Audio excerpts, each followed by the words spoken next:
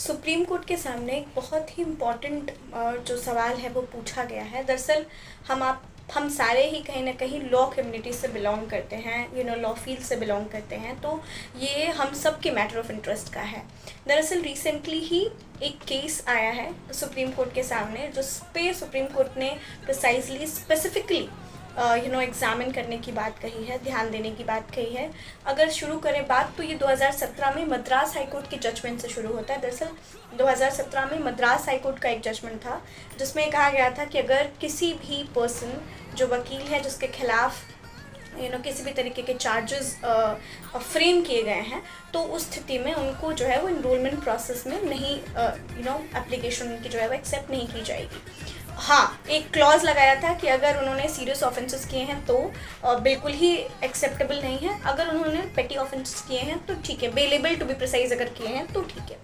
दरअसल मामला क्या था? मामला ये था कि एक सीए हैं और उन्होंने लॉ की पढ़ाई की, और वो पढ़ाई करने के बाद वो स्टेट बार में इनरोल होने के लिए गए। सबसे पहले तो इनिशियल्स में ही, या बार काउंसिल में अगर आप बोलिएगा तो इनिशियल्स में ही उनकी एप्लीकेशन को रिजेक्ट कर दिया। उन्होंने खुद से ये चीज़ मेंशन की थी उस पूरे फॉर्म में, दैट उनके अगेंस्ट क्रिमिनल कॉन्स्पिरेसी और चीटिंग के जो है वो केसेस जो है जिनके वो अक्यूज हैं, अभी कन्विक्ट नहीं। मैं आपको हमेशा ये वर्ड के बीच में डिफरेंस जो है बताती हूँ, दैट अक्यूज और कन्विक्ट में काफ़ी अंतर होता है। कन्विक्शन अगर किसी का हो गया है तो मतलब निर्धारित तौर पर वो एक आरोपी है, जबकि अक्यूज वाले फैक्टर में ऐसा नहीं होता है।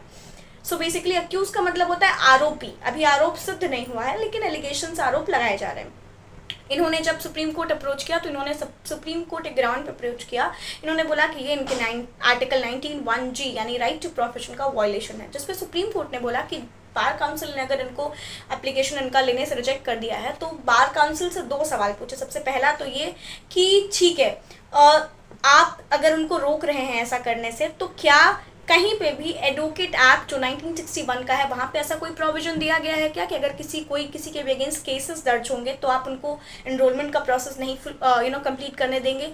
दूसरा सवाल ये पूछा गया कि क्या इसके अलावा भी, हम कहते हैं कि ठीक है आप जब एनरोलमेंट के पहले तो आप सवाल खड़ा कर सकते हैं, रोक सकते हैं, लेकिन व्हाट इफ अगर कोई पर्सन जो है वो इनरोल होने के बाद, जैसे I am an enrolled advocate under Bar Council of India BCI, so basically what if after enrolment I commit any offence, तो तब मेरे पास क्या है, क्या मेरा लाइसेंस रद्द होगा, क्या मेरा लाइसेंस मुझे सरेंडर करना पड़ेगा, या क्या प्रोविजंस हैं जो ऐसे दिए गए हैं? तो ऐसा कुछ सडन क्लियर तो है नहीं। सुप्रीम कोर्ट का कहना है कि आप ऐसी ही एम्बिग्यूटी में, वेगनेस में उठ करके कोई भी काम नहीं कर सकते हैं। There needs to be a proper law and there needs to be a proper interpretation of that particular law, only then we can actually proceed further with this particular aspect. So इसमें supreme court ने अभी सुनवाई की date दी गई।